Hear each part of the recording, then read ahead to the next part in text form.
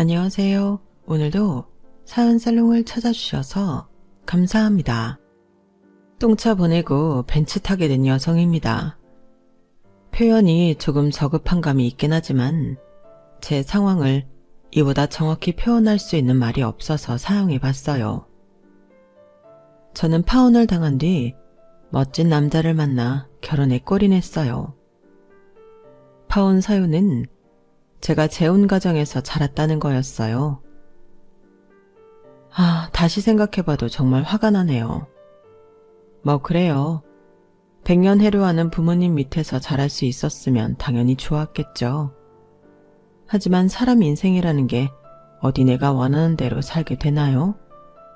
아니잖아요. 당사자인 부모님의 결정에 자식인 제가 끼어들 수도 없는 노릇이고요. 그럼에도 불구하고 재혼 가정이라는 이유로 무턱대고 색안경만 끼고 보는 건 너무 편협한 사고가 아닌가 생각해요.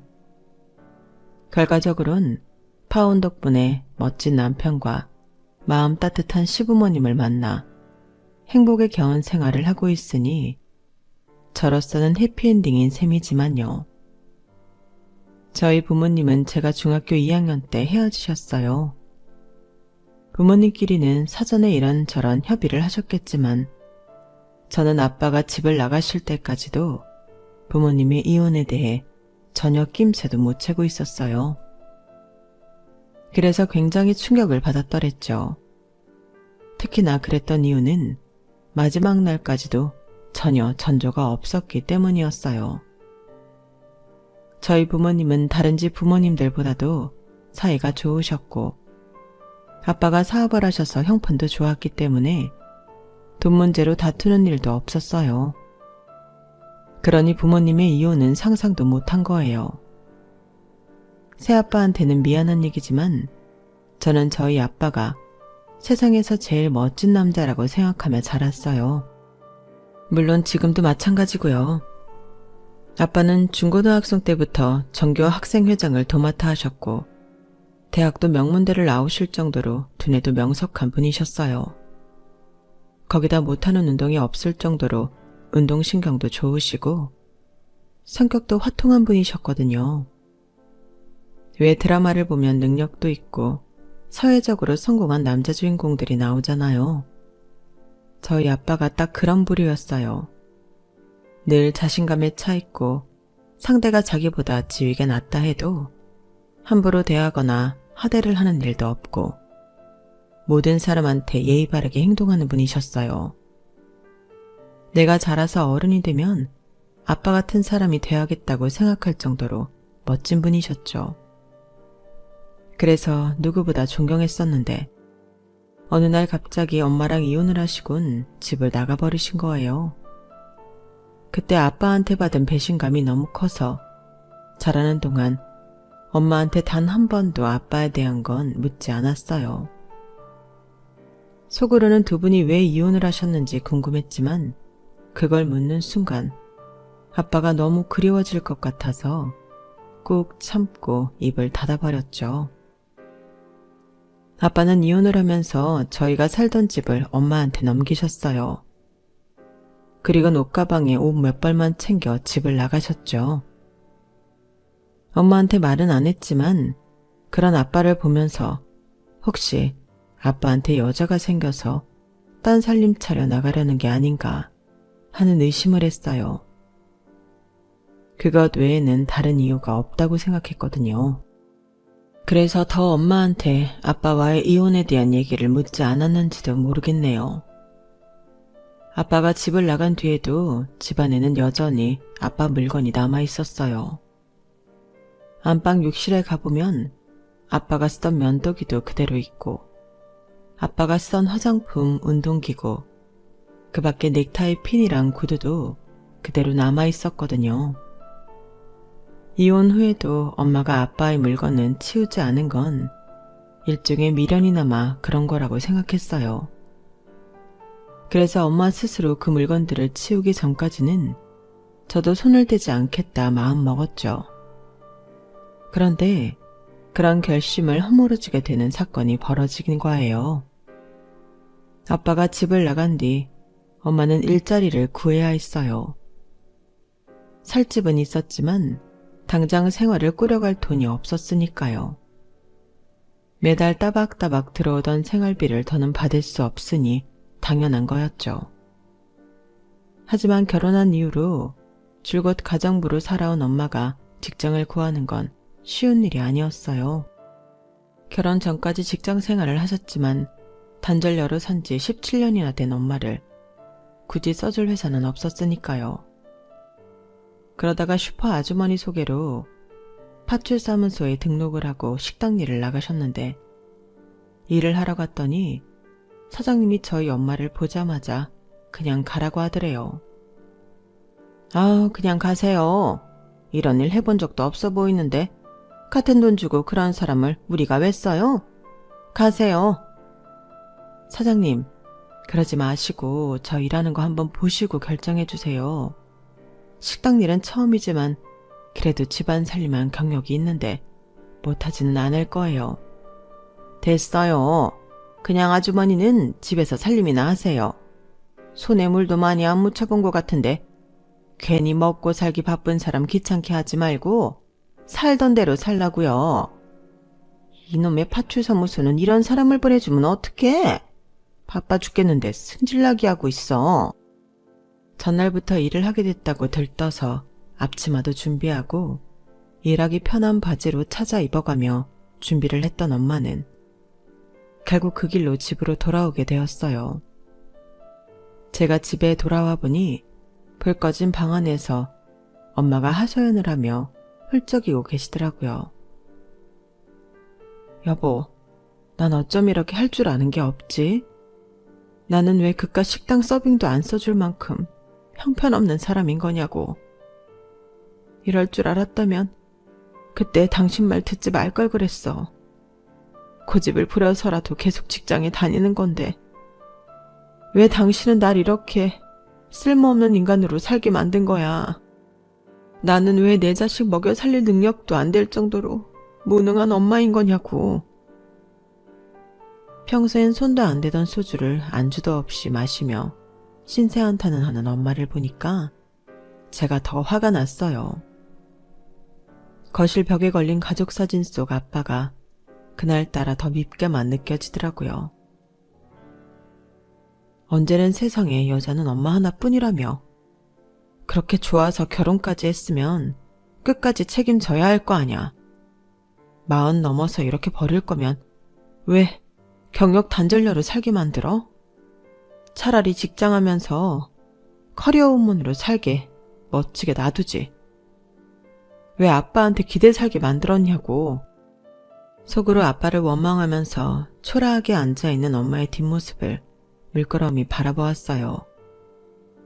제가 그때 한창 사춘기 때라서 그랬는지 아니면 아빠에 대한 그리움이 미움으로 변해버린 탓인지 모르겠지만 그날은 저도 정말 참을 수가 없었어요. 그래서 안방에 들어가 아빠 물건을 죄다 쓰레기 봉투에 담아버렸죠. 이제 없는 사람 물건을 언제까지 집에 둘 거야? 엄마랑 나 버린 사람인데 그 사람 물건을 왜 집에 두냐고. 엄마도 이제 아빠 잊어. 엄마를 버린 사람인데 계속 생각해서 뭐하냔 말이야. 난 아빠도 싫고 이렇게 축 처져 있는 엄마도 싫어. 다 꼴 보기 싫다고. 처음부터 엄마한테 화를 내려고 한 건 아니었는데 말을 하다 보니 저도 모르게 마음에도 없는 말을 내뱉어버렸어요. 엄마는 그런 저를 놀란 표정으로 멍하게 바라만 보시더라고요. 그날의 충격 때문이었을까요? 엄마는 다음 날부터 마치 전장에 나가는 장수처럼 의지에 불타는 얼굴로 일자리를 구하러 다니셨어요. 그리고 드디어 일자리를 얻게 되셨죠. 녹즙을 배달하는 일이었는데 새벽엔 아파트 단지를 돌면서 집집마다 배달을 하고 아침 출근 시간대에는 회사 건물을 돌면서 녹즙 판촉도 하고 배달도 하는 그런 일이었어요. 정해진 곳에 배달만 하는 게 아니라 영업도 함께 해야 했기 때문에 사람에 따라 한 달에 벌어가는 돈이 다르다고 하더군요. 그래서인지 처음 몇 달 동안은 거의 얼마 안 되는 기본급밖에 못 버셨어요. 아침 일찍 회사원들이 가득한 사무실에 들어가려니 너무 창피하기도 하고, 그래서 입이 안 떨어져 그랬는지 맛보기용만 건네고 나오기 일쑤였어요. 그런데 희한하게도 그게 잘 먹혔는지 몇 달이 지나자 오히려 저희 엄마한테 녹즙을 신청하는 고객이 늘어난 거예요. 말을 많이 하면서 본격적으로 영업을 뛰는 사람들보다 영업 실적이 많이 오른 거 있죠. 남의 일터에 와서 시끄럽게 영업하는 게 아니라 조용히 그리고 묵묵하게 맛보기 녹즙을 주고 하는 모습이 고마워서 저희 엄마한테 녹즙을 신청하게 됐다는 사람들이 꽤 많았어요. 덕분에 조금씩 자신감이 생긴 엄마는 전보다 몸은 힘들어졌지만 표정은 많이 밝아졌어요. 그러다 하루는 평소에 다니지 않는 건물까지 들어가 영업을 하게 되었어요. 그런데 알고 보니 그곳이 엄마 대학 동기가 하는 건축사 사무실이었던가 봐요. 하필 거기서 동기랑 딱 마주친 거예요. 대학 시절 성적은 엄마가 더 좋았는데 동기는 건축사 사무실 대표가 되어 있고 자신은 녹즙을 배달하고 있으니 얼마나 자존심이 상했겠어요. 그래도 여자는 약해도 엄마는 강하다고 그 와중에도 엄마는 맛보기용 녹즙을 건네며 동기한테 영업을 하셨다니 참 대단하죠. 저라면 꽁지가 빠지게 도망쳐 나왔을 텐데 말이에요. 그날 집에 돌아온 엄마는 평소와 달리 기운이 쭉 빠져서는 그러시더라고요. 앞에서는 안 그런 척하려고 엄청 노력했지만 속으론 쥐구멍이라도 숨고 싶은 심정이었어. 하필 그런 꼴로 거기서 만나게 될 줄 누가 알았겠니?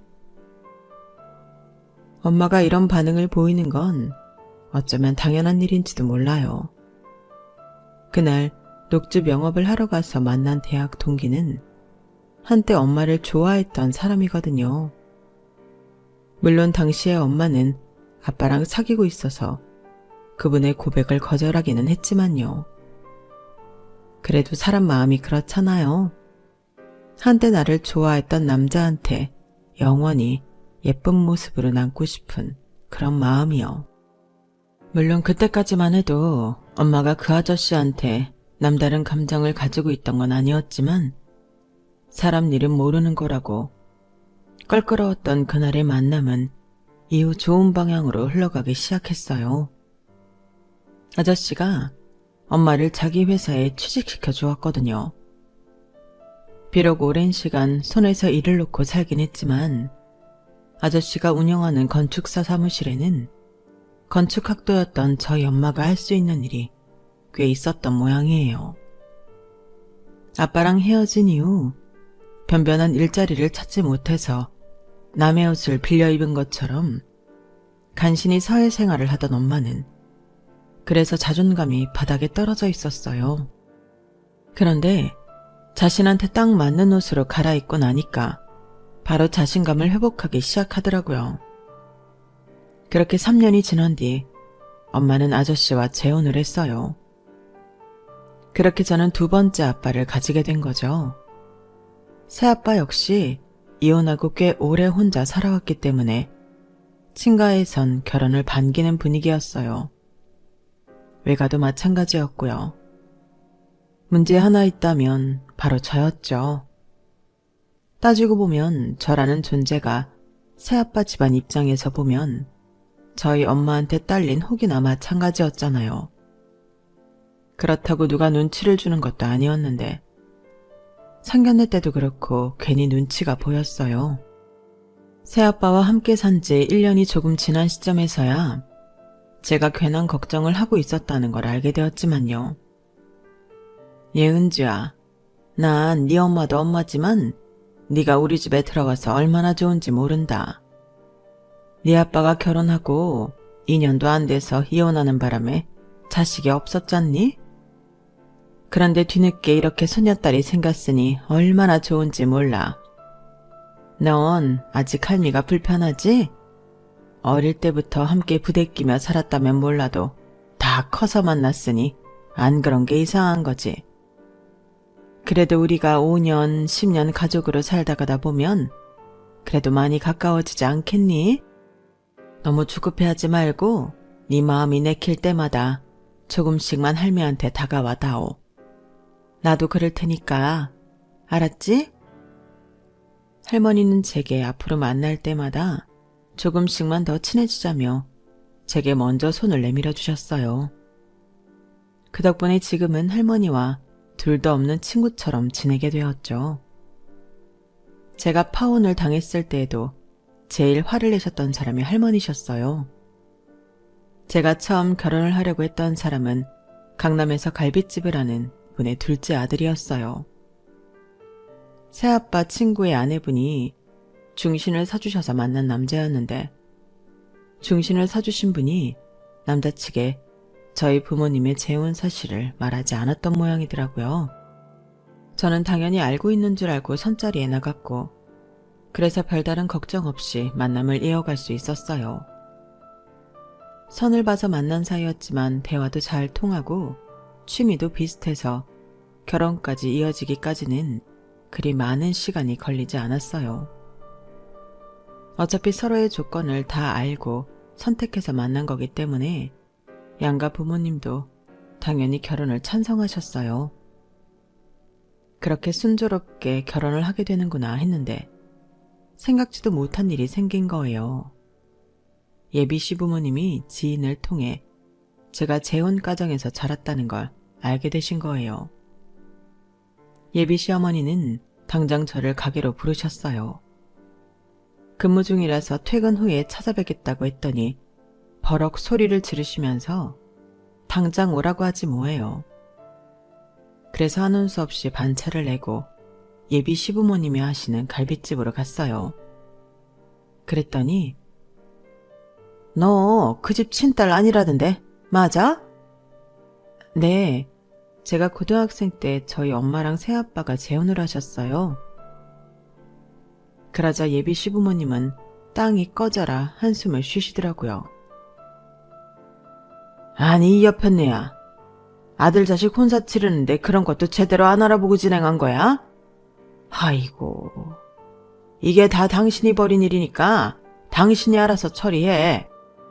아버님은 어머님한테 버럭 소리를 지르시곤 가게 밖으로 나가셨어요. 어머님은 어머님대로 주먹을 부들부들 떨면서 저를 노려보시더라고요.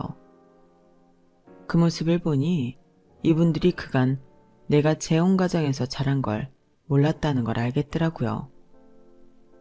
내가 정말 기가 막히고 코가 막혀서 말이 안 나온다.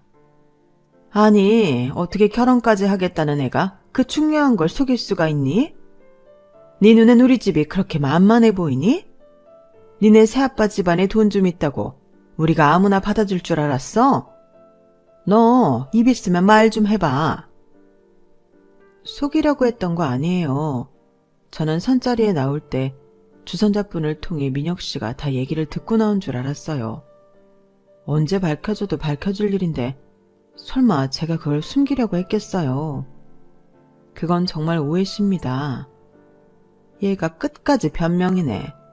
그래, 말이 났으니 솔직히 말하마. 우리가 너를 며느리로 받아들이려고 했던 건 네가 마음에 들어서가 아니다. 네 할아버지. 아니지, 피도 안 섞였는데 무슨 할아버지야. 그러니까 네 새아빠 부친이 엄청난 부동산 거부라서 그래서 이혼사 진행하려고 했단 말이다. 근데 친손녀도 아닌 너한테 떨어질 콩고물이라도 있겠니? 어림도 없지. 그러니 더 길게 말할 거 있겠니? 그때였어요. 아직 퇴근 시간도 안 되는데 얘랑이 가게로 허겁지겁 달려 들어오더라고요. 그리고는 저한테 눈길도 안 주고 자기 엄마한테 그러는 거예요. 엄마, 그게 무슨 소리야? 내가 하도 어이가 없어서 아빠 전화 받자마자 바로 달려왔다고. 네 아빠한테 다 들었으면서 뭘 물어? 우리 아주 똥 제대로 밟았어. 그러자 그제서야 얘랑은 제게 눈길을 돌렸어요. 그리고는 평소 포근하던 인상과는 달리 사나운 표정으로 묻더군요. 은주씨, 정말 그 집 친손이 아니에요? 그쪽 어머니가 데려온 자식이냐고요? 표정 보니까 맞나 보네. 와씨, 이거 완전 사기 결혼 당할 뻔했네. 기가 막혀서. 와, 부동산 재벌집에 장가가 나 했더니 아주 대차게 사기당할 뻔했네. 은주씨, 난 뭐 그래요. 어차피 우리 조건 보고 결혼하기로 했던 거잖아. 근데 그쪽이 출신을 가지고 사기를 쳤고, 엄연히 나랑 우리 집은 그로 인해 피해를 본 거잖아. 나도 그렇고 우리 부모님도 그렇고 정신적으로 아주 피해를 봤다고. 그러니까 그쪽에서 우리한테 정신적인 위자료 지급하고 결혼 얘기는 없었던 걸로 합시다. 이렇게 된 마당에 서로 얼굴 보고 살 수는 없잖아. 안 그래요? 민혁씨, 그게 무슨 소리예요? 정신적인 위자료라뇨. 아니, 내가 속인 적도 없는데 무슨 위자료를 줘요? 그리고 왜 날 죄인 취급해요? 내가 뭘 잘못했다고 당신들이 나를 죄인 취급하냐고요? 재혼 가정에서 자라면 이런 말도 안 되는 대접을 받아야 하는 거예요? 누가 그렇게 정해놨는데요? 그리고 내가 새아빠의 친딸이라고 해도 할아버지가 부동산 재벌인 거랑 민혁씨 가족이 무슨 상관이에요? 왜? 공짜 건물이라도 하나 떨어질까 하고 기대했어요? 그런 거라면 참 염치도 없는 인간들이네요. 뒷사람은 생각도 안 했는데 남의 할아버지 재산 가지고 계산기부터 두드리다니. 네, 좋아요. 나도 이 결혼은 절대 못하겠네요. 당신애들같이 치졸하고 거지근성 가진 인간들이랑은 절대 못 산다고요. 어디 위자료 받고 싶으면 소송 걸어보세요. 내가 아주 최고 로펌 변호사로 제대로 꾸려서 이 가게까지 싹 다 뺏어버릴 거니까. 싸울 마음 생기면 바로 연락하세요. 그 말을 남기곤 갈빗집을 빠져나왔어요. 정류장 근처까지 걸어가는데 왜 그렇게 눈물이 나던지 몰라요. 결국 집에 돌아와 엄마를 본 순간 하염없이 눈물이 흘러내렸어요. 그리고는 그날 있었던 일을 모조리 털어놓았죠. 그런데 그 일이 있고 얼마 뒤 얘랑이 제 폰으로 전화를 했더라고요. 자기가 무조건 잘못했으니까 이번 소송은 취하해 달라고요. 이게 무슨 자다가 봉창 두드리는 소리인가 했더니 제가 파혼당한 일을 전해 들으신 할머니가 불같이 화를 내시며 변호사를 선임해 예비 신랑과 그 부모한테 각종 소송을 걸으셨더라고요. 결국 얘랑을 비롯해 그 부모까지 저희 집에 찾아와 제 앞에서 싹싹 빌고 사과를 하고서야 할머니는 모든 소송을 취하해 주셨어요. 감히 내 손녀한테 그따위 소리를 하고도 니들이 다리 뻗고 살 수 있을 줄 알았어? 어림도 없지. 한 번만 더 내 손녀딸 눈에서 눈물만 나봐. 그땐 소송 취하고 뭐고 없어. 니들이 그렇게 좋아하는 그 돈으로 내가 아주 니들 인생 개박살 내줄 테니까. 그때 할머니를 보면서 얘랑과 얘랑 부모한테 받았던 서러움이 한순간에 날아가 버렸어요. 제가 친손녀도 아닌데 마치 당신이 상처받은 것처럼 광분하고 가슴 아파하시는 걸 보니까 내 인생에 이렇게 든든한 지원군이 있었구나 하는 생각이 들었거든요. 그런데 더 놀라운 건 그 일로 인한 새로운 만남이었어요. 저희 할머니가 소송을 맡겼던 로펌의 담당 변호사와 제가 그 일을 계기로 가까워지게 되었거든요. 앞에서 말씀드린 대로 똥차 가고 벤츠 왔다는 건 바로 이 때문이에요. 저희 할머니는 소송을 준비하면서 담당 변호사와 자주 만나셨었는데 이 사람이 손녀딸 사위로 적격이라는 생각을 하셨던 모양이었어요. 이미 소송은 취하했기 때문에 더 볼 일 없는 사이였지만 할머니는 그 변호사를 식사 초대도 하시고 이런저런 이유를 붙여서 저랑 만나게 하셨거든요.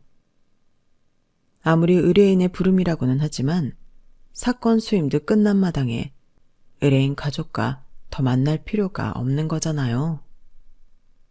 그런데도 그 변호사는 저희 할머니가 연락할 때마다 거절 않고 찾아와 주었어요.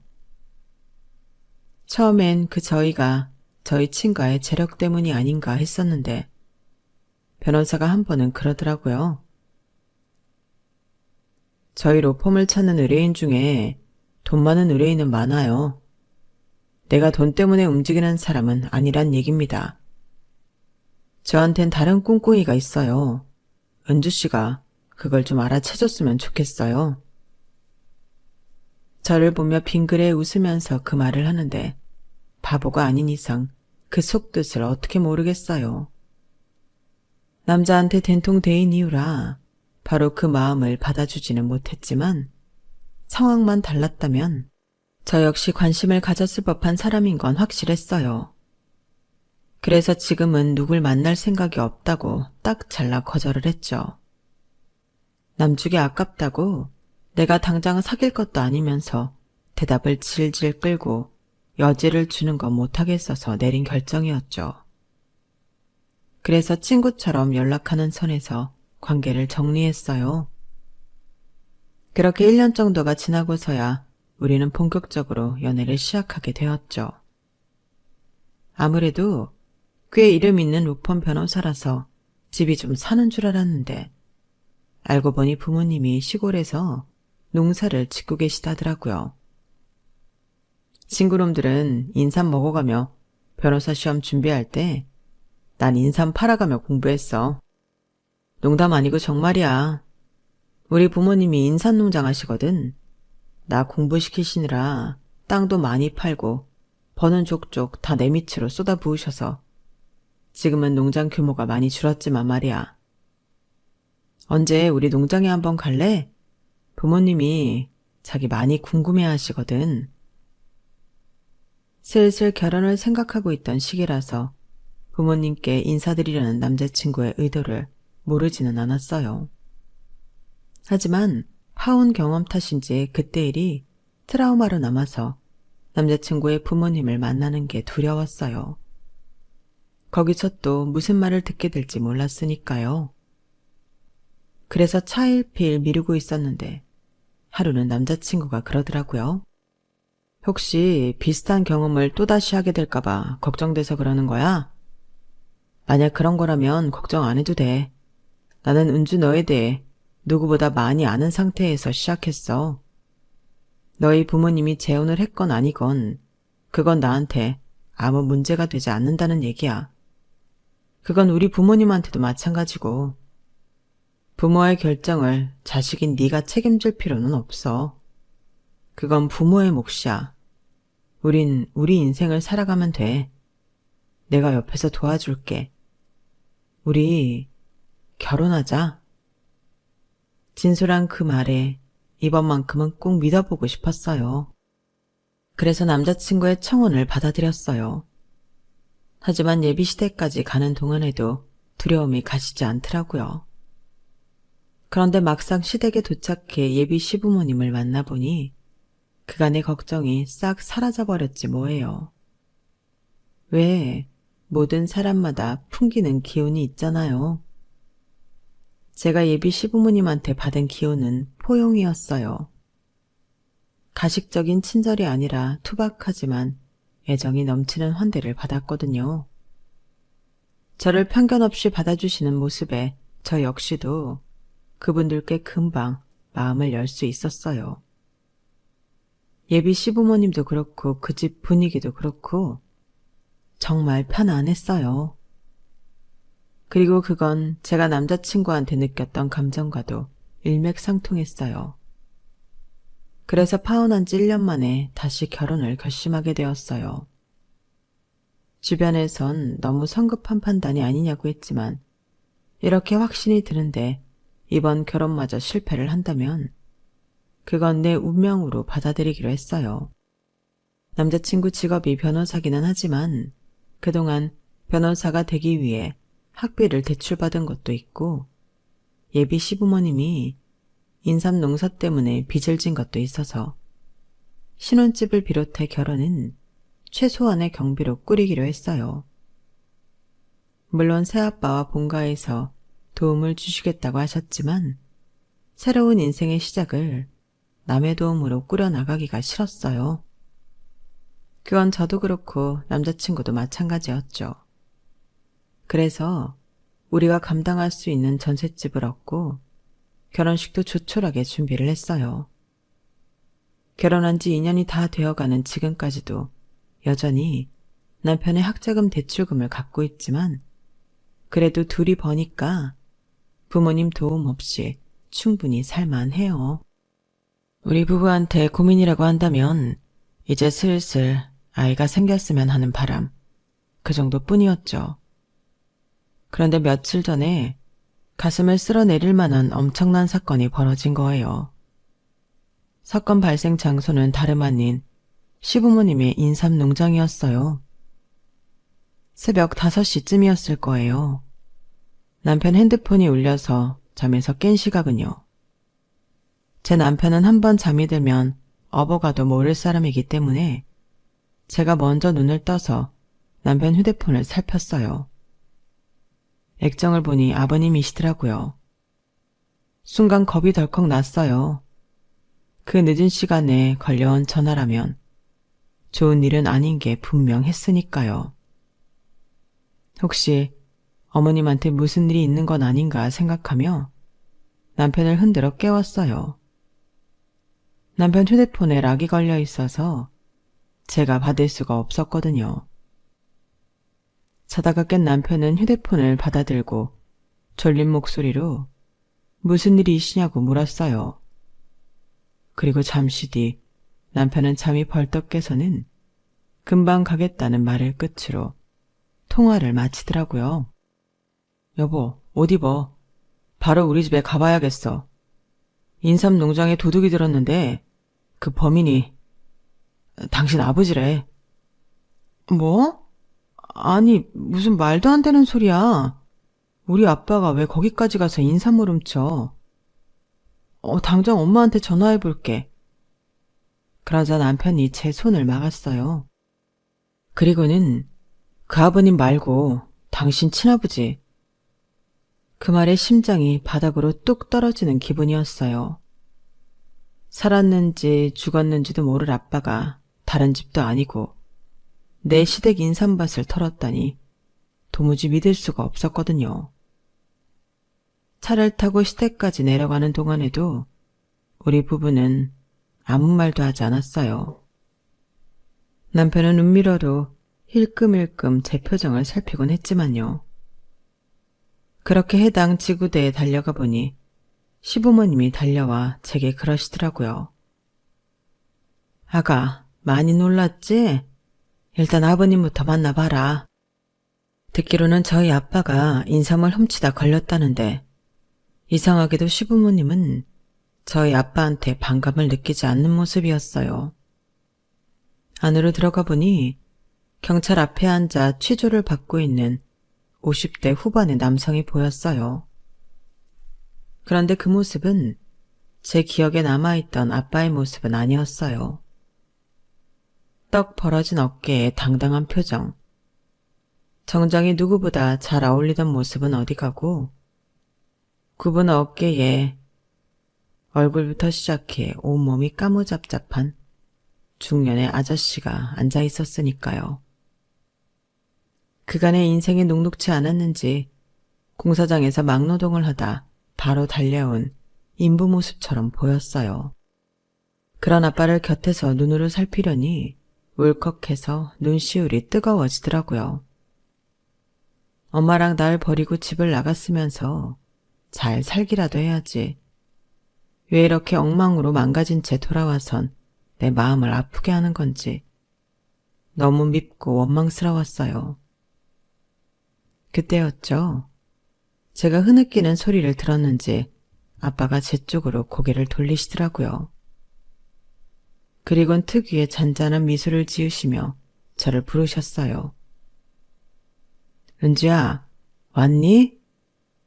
마치 아침에 출근했다가 밤에 들어온 사람처럼 아무 거리낌 없이 제 이름을 부르는데 어이가 없으면서도 그 목소리가 너무 반가워서 픽 웃음이 나왔어요.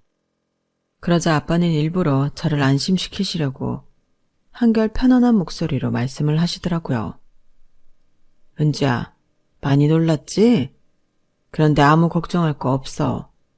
아빠가 지금 경찰에 자초지종을 다 설명하고 있으니까 금방 정리될 거야. 우리 얘기는 이 일부터 끝내고 하자. 시부모님 모시고 먼저 집에 가 있어. 아빠도 곧 따라갈게. 도둑으로 몰려서 지구대까지 끌려온 사람치고는 너무 여유가 넘쳤어요. 그래서 이게 어떻게 된 건지 아버님께 여쭈었더니 의외의 말을 하시지 않겠어요. 아가, 너희 아버지 말씀대로 우리 먼저 집에 가 있자. 현우는 남아서 사돈 좀 도와드려. 명색이 사이가 변호사인데 이럴 때 힘이 되어드려야지. 긴 얘기는 집에 가서 하고 아가, 일단 우리 집으로 가자. 명문도 모른 채 시부모님 손에 이끌려 시댁으로 온 저는 아버님이 들려주시는 사건 전말을 듣고 충격을 받았어요. 결론부터 말하자면 진짜 도둑은 저희 아빠가 아니라 한 동네 사는 이웃이었어요. 몇 년 전부터 인근 지역에서 인삼 도난 사건이 벌어져서 시부모님도 농장에 CCTV도 달고 개도 키우면서 도난 방지를 위해 애쓰셨던가 봐요. 그러던 중에 새벽 4시쯤 저희 아빠한테 온 전화를 받으셨대요. 그간 너희들한테 말 안 했는데 실은 니들 결혼을 앞두고 너희 친아버지가 여길 찾아온 적이 있었다. 비록 딸아이 앞에 나타날 수 없는 못난 아비이지만 내 자식 잘 봐달라고 인사를 하고 싶었다더구나. 만나서 그간 살아온 얘기를 나눠보니 같은 남자로서 왜 그런 선택을 했는지 이해가 갔단다. 이후에도 자주 만나서 술도 마시고 인삼 출하를 할 때는 직접 트럭을 몰고 일을 도와주러 오시곤 했었어. 안 그래도 오늘도 그 일을 도와주시려고 우리 농장에 오셨던 건데 그런 일이 벌어졌지 뭐냐. 여기서 말하는 그런 일이란 저희 아버님 인삼 농장에 들이닥친 인삼 도둑을 잡은 일을 말하는 거였어요. 원래 일정에 따르면 저희 아빠가 트럭을 몰고 아침 7시까지 농장으로 오기로 했었는데 평일이라 출근길 차량에 시간을 못 맞출 것 같아 몇 시간 당겨 일찍 농장으로 오셨던가 봐요. 트럭을 농장에 세워두고 잠깐 눈을 붙이고 있었는데 그때 인삼 도둑이 농장에 들이닥친 거죠. 오전 출하를 위해 인삼을 미리 포장을 해둔 걸 어떻게 알고 귀신같이 훔치러 온 거예요. 성인 2명이 박스를 날라 준비해온 차량에 싣는 걸 확인한 아빠는 몰래 도둑들이 몰고 온 차에 숨어 타고는 놈들이 인삼을 다 싣자마자 그대로 차를 끌고 내달린 거예요. 그리곤 차를 인근 지구대로 끌고 가 경찰에 신고한 거죠. 아빠는 경찰에게 인삼 출하 날짜와 시간을 정확히 아는 걸로 봐서 동네 사람이 개입돼 있는 게 분명하다고 말하고 차량 소유주와 관계된 마을 사람이 없는지 찾아달라고 부탁을 했는데 그렇게 해서 찾아낸 사람은 다름 아닌 저희 시댁 옆집에 사는 사람이었어요. 한 동네에서 나고 자라 형 동생하고 지내던 사람이었죠. 아무튼 그 일로 그동안 그 마을에서 발생한 인삼 도난 사건의 전말 역시 밝혀낼 수 있었어요. 몇 시간 뒤 제 남편과 함께 시댁으로 돌아온 아빠는 그제야 저를 끌어안고 그간 못 나눈 회포를 풀었어요. 그리고 그동안 제가 몰랐던 이혼의 내막을 알려주셨죠. 부하 직원이 공금을 빼돌리는 바람에 한순간에 회사가 무너져 버렸어. 아무리 노력을 해도 무너진 회사를 되살릴 길이 없다구나. 실패는 나 하나로 충분하다고 생각했다. 네 엄마랑 너까지 고생시킬 수는 없잖아. 다른 건 몰라도 집만큼은 남겨주고 싶어서 너랑 네 엄마 곁을 떠나기로 했단다. 그때 그 결정은 아직도 후회 안 해. 사랑하는 가족을 만날 수 없다는 건 죽을 만큼 힘든 일이었지만 그래도 멀리서나마 너랑 네 엄마가 살아가는 걸 볼 수 있어서 다행이라고 생각했다. 만약에 내가 욕심을 부리고 너랑 네 엄마 곁에 남았다면 모르긴 해도 지금쯤 너도 네 엄마도 나를 엄청 미워하게 됐을 거야. 무능한 가장 때문에 겪지 않아도 될 일을 겪으며 살았을 테니까. 그래서 나는 지금 이 삶에 만족한다. 이제 빚도 다 갚았고 내 트럭 가지고 열심히 벌어서 잘 살고 있으니까. 몰랐는데 아빠와 엄마는 그동안 가끔 연락을 하며 사셨던 모양이었어요. 새아빠가 연락을 하셨다더군요. 아빠는 제 파혼 사실도 알고 계셨고 심지어 제 결혼식에도 오셨더라고요. 먼 발치에서 바라보다 가시긴 했지만요. 이른 아침 가슴을 쓸어내리게 했던 도난 사건은 결국 해피엔딩으로 끝나게 되었어요. 그 덕에 저는 그동안 그토록 보고 싶어 했던 아빠를 다시 만날 수 있었으니까요. 그렇다고 그동안 나를 키워주신 새아빠를 밀어낼 생각은 없어요. 제게는 친아빠만큼 고맙고 소중한 분이니까요. 그래서 둘 다 제가 가지려고 합니다. 남들은 하나뿐인 아빠가 둘이나 있으니 아빠 복 터졌다고 해도 과언이 아니겠죠. 일단은 힘든 시간을 돌아 다시 만난 아빠와 그간 못다한 시간을 함께 나누려고 합니다. 그 정도는 새아빠도 이해해 주실 거라고 생각해요. 지금까지 제 사연을 들어주셔서 감사합니다. 곁에 있는 소중한 가족들과 건강하고 행복하세요. 여러분, 사연 댓글에 응원과 현명한 조언 부탁드려요. 좋아요와 구독은 저에게 큰 힘이 됩니다. 오늘도 좋은 일 가득하세요.